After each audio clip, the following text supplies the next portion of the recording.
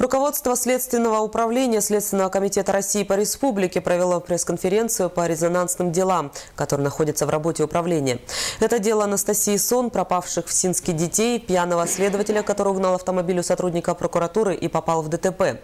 Прокомментировал начальник управления Олег Мезрин и вчерашний сброс информации в социальные сети о том, что дедушка одной из синских девочек пришел к следователям с повинной и указал место захоронения трупов.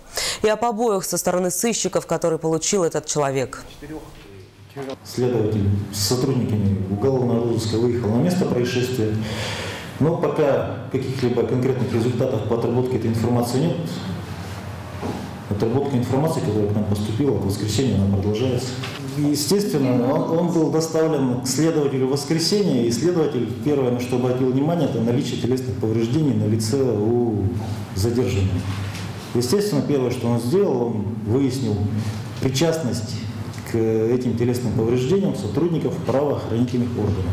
При допросе задержанный отрицал причастность его причинением телесных повреждений сотрудниками правоохранительных органов.